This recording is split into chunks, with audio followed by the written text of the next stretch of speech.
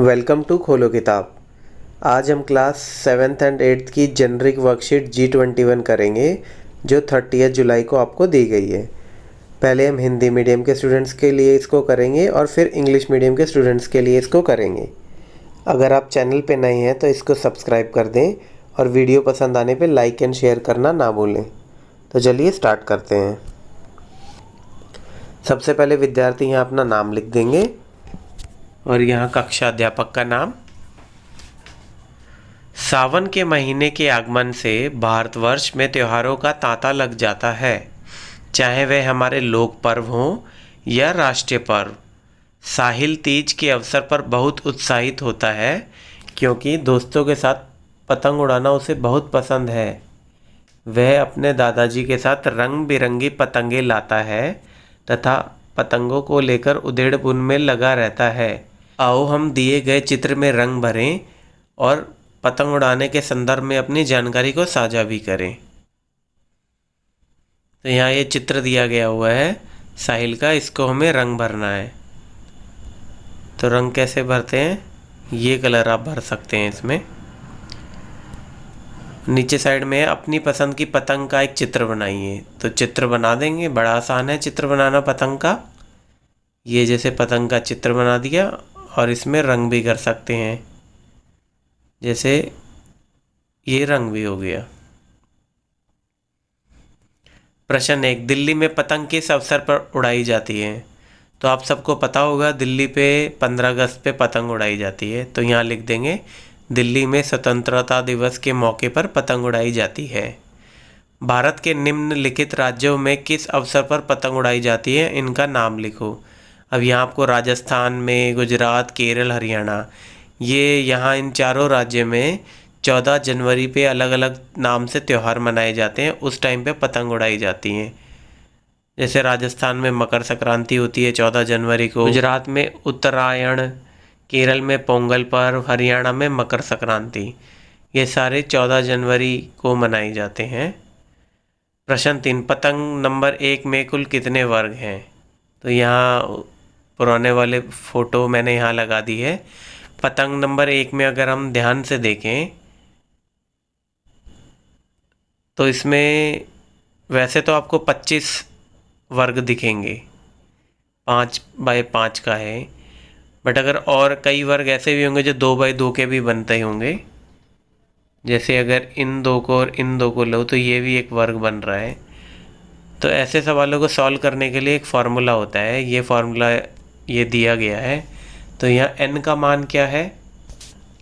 n का मान हम ऐसे पता कर सकते हैं, जैसे अगर 1 बाई 1 का वर्ग हो तो n 1 हो गया। ये 2 बाई 2 का वर्ग है तो n हो गया 2। ये 3 बाई 3 का वर्ग है तो n हो गया 3। इसी प्रकार से अगर 4 बाई 4 का वर्ग है तो n हो गया 4 और 5 बाई 5 का वर्ग है तो n हो गया 5। अब अगर हम अपनी पतंग को ध्यान से देखें तो ये 5 बाई 5 का वर्ग बन रहा है ना। 1 2 3 4 5, 1 2 3 4 5। तो ये बन गया आपका 5 बाई 5 का वर्ग। n का मान 5 पुट करेंगे तो आंसर कितना आ जाएगा? आंसर आ जाएगा 55। ये नीचे अलग अलग का लिखा है, अगर 4 का मान पुट करेंगे तो 30 आ जाएगा। 4 बाई 4 की पतंग है तो 30 वर्ग बन रहे हैं। अब यहाँ 5 बाई 5 के हैं तो 55 आ जाएगा।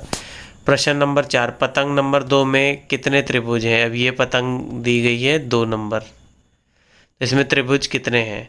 अब वैसे देखा जाए तो एक त्रिभुज ये हो गया, एक त्रिभुज ये हो गया, एक त्रिभुज ये हो गया, एक त्रिभुज ये हो गया, तो 4 त्रिभुज हो गए। अब एक त्रिभुज हो गया, इन दोनों को मिला के ये भी तो त्रिभुज बन रहा है 5। एक त्रिभुज हो गया, इन दोनों को मिला के ये हो गया 6 और फिर एक ये वाला 7 और एक इन दोनों से मिला के 8। तो कुल कितने त्रिभुज हैं? 8। प्रश्न नंबर 5, पतंग उड़ाने से संबंधित आप भी अपने अनुभवों के बारे में लिखिए। तो किसी का कुछ अच्छा अनुभव होता है, किसी का बुरा अनुभव होता है। तो अच्छा अनुभव तो आप सबको पता ही है, एक बुरा अनुभव का उदाहरण मैं दे रहा हूँ, तो आप इसको देखिएगा। पतंग उड़ाने में मेरे दोस्तों को बहुत मज़ा आता है, लेकिन मुझे पतंग उड़ाना इतना पसंद नहीं है क्योंकि उसके मांझे से एक बार मेरी उंगली में बहुत चोट लग गई थी और आसमान में इतने पक्षी भी होते हैं, उनको सोचो कितनी चोटें लगती होंगी। आनंद अच्छा है, लेकिन अगर यह दूसरों को चोट पहुंचा रहा है तो हमें फिर से सोचने की ज़रूरत है। अब नीचे यहाँ एक साहिल की कविता दी गई है। पतंग हमारी उड़ती जाती, आसमान में दौड़ लगाती, कभी ढील दो कभी खींच लो, कट जाने पर हाथ ना आती। अब ऐसे ही आपको भी एक कविता लिखनी है, तो एक कविता मैं नेट से दिखा रहा हूँ आपको। जैसे ये है, उड़ी पतंग मटक मटक कर पूंछ हिलाती, आसमान में उड़ी पतंग, खुली हवा में लहराती है, उड़ उड़ उड़कर चली पतंग, इसको काटे उसको काटे पेच लड़ाती चली पतंग, मचल मचल कर इठलाती है, पूंछ हिलाती चली पतंग। प्रश्न एक और है, हमें पतंग उड़ाते हुए क्या क्या सावधानियां रखनी चाहिए।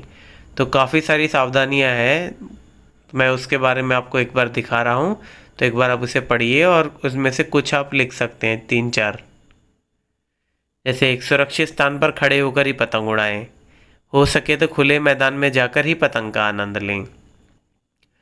और क्या सावधानी बरतनी चाहिए, पतंग उड़ाने के लिए चाइना की डोर का प्रयोग कतई न करें और स्वदेशी सूत के मांझी का प्रयोग करें, यह चाइना डोर की तरह खतरनाक नहीं होता।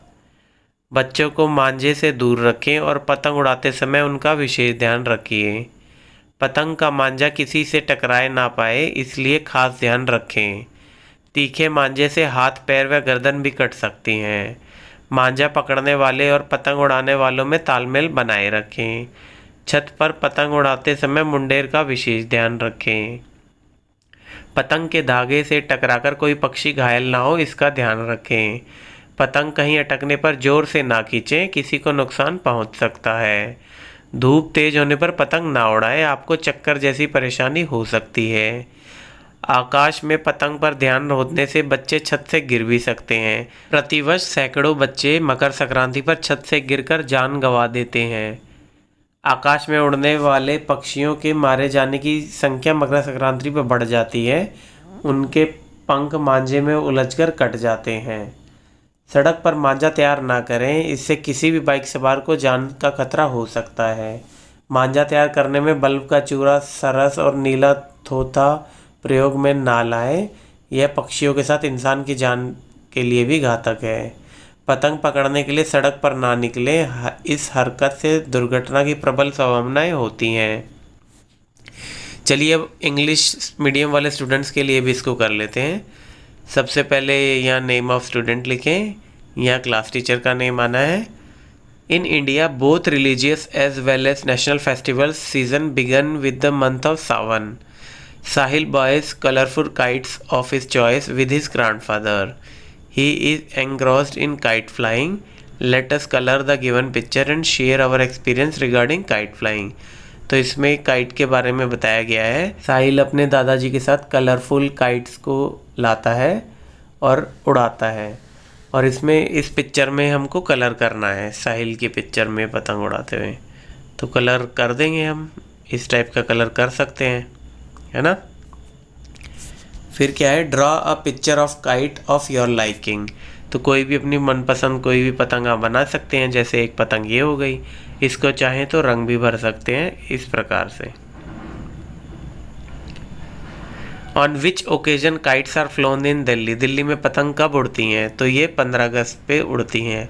तो हम यहाँ लिख देंगे kites are flown in Delhi on the occasion of independence day, जो 15 अगस्त को पड़ता है। Question 2. Specify the occasion on which kite is flown in the state given below. Rajasthan, Gujarat, Kerala, Haryana. तो ये यूजुअली तो ये 14 जनवरी में ही सारे त्यौहार पड़ते हैं।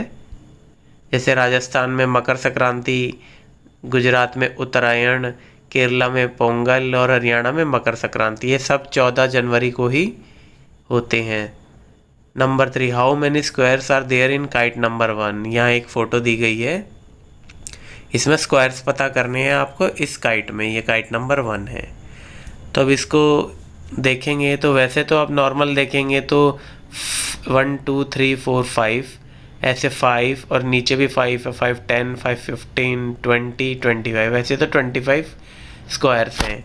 और इसके साथ तो स्क्वायर्स तो ये भी बन रहे हैं ना 2 बाई 2 के, वो तो सिंगल का था, ये 2 और ये 2, इन चारों को जहाँ ये रेड बॉल है, इन चार, इसके नीचे जो चार हैं ये, इसका भी एक बन रहा है, फिर इससे अगले का भी एक बन रहा है, फिर नीचे वाले का भी ऐसे बन रहा है। तो ऐसे तो काफ़ी सारे स्क्वायर्स हो जाएंगे इस काइट में। तो इसका एक फार्मूला होता है आइडेंटिफाई करने का, ये वाला।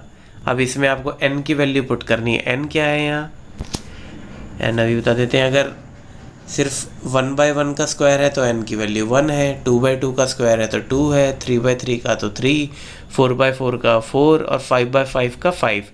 तो यहाँ अगर आप काइट को ध्यान से देखें तो ये कितनी है, 5/5 की काइट्स है। तो यहाँ मतलब n की वैल्यू हम पुट करेंगे 5, तो इससे आंसर सॉल्व करके आंसर आएगा 55। तो how many squares are there in kite number 1, तो correct answer would be 55। Question next, how many triangles are there in kite number 2। ये काइट नंबर 2 है, तो इसमें ट्राइंगल्स आपको गिनने हैं। तो कैसे गिनेंगे, 1 2 3 4, 4 तो ये हो गए, फिर एक ट्राइंगल ये हो जाएगा 5, एक ट्राइंगल इसके अपोजिट हो जाएगा 6, एक ट्राइंगल ऊपर वाले ये दोनों मिला के हो जाएंगे 7, और एक ट्राइंगल ये दोनों मिला के, तो टोटल कितने हो गए, 8 triangles. Write down your experience regarding kite flying. तो एक एक्सपीरियंस मैं शेयर कर रहा हूँ। My friends enjoy flying kites a lot, but I don't like flying kites so much because once my finger was hurt so badly by its thread, and there are so many birds in the sky. Think how much they get hurted by these threads. Enjoyment is good, but if it is hurting other, then we need to think again. तो यह kite उड़ाना सबको पसंद है, but kite उड़ाने से कुछ नुकसान भी होते हैं, जैसे आपको खुद को चोट लग सकती है, या पक्षियों को कितना दुख होता होगा, कितनी चोट लगती होगी उन्हें। तो हमें ऐसा ही एंजॉयमेंट करना चाहिए जो दूसरे को चोट ना पहुंचाए। साहिल की एक ये पोयम है, ये भी देख लीजिए। पतंग हमारी उड़ती जाती, आसमान में दौड़ लगाती, कभी ढील दो कभी खींच लो, कट जाने पे हाथ न आती। अब right a poem in English या हिंदी। तो यहाँ हिंदी की एक पोयम मैं आपको बता रहा हूँ। उड़ी पतंग, मटक मटक के पूछ हिलाती, आसमान में उड़ी पतंग, खुली हवा में लहराती, उड़ उड़ कर चली पतंग, इसको काटो उसको काटे, पेंच लड़ाती चली पतंग, मचल मचल कर इठलाती, पूंछ हिलाती चली पतंग। What precautions we should keep in mind while flying kites. तो यहाँ कुछ प्रिकॉशंस दिए गए हैं, आप इसमें से कोई भी 4-5 प्रिकॉशंस लिख चुके हैं। इनको मैंने एक्सप्लेन हिंदी मीडियम वाले स्टूडेंट्स के उसमें कर दिया है, तो एक बार आप इसको रीड कर लीजिए, और इसमें से कोई भी 4 to 5 आप लिख सकते हैं। ये है, ये इनमें से आपको नोट करना है तो वीडियो पॉज करके भी कर सकते हैं। इसी के साथ हमारी ये वर्कशीट कंप्लीट हुई। मिलते हैं नेक्स्ट वीडियो में नेक्स्ट वर्कशीट के साथ। Don't forget to like, comment, share and subscribe the channel. Thank you.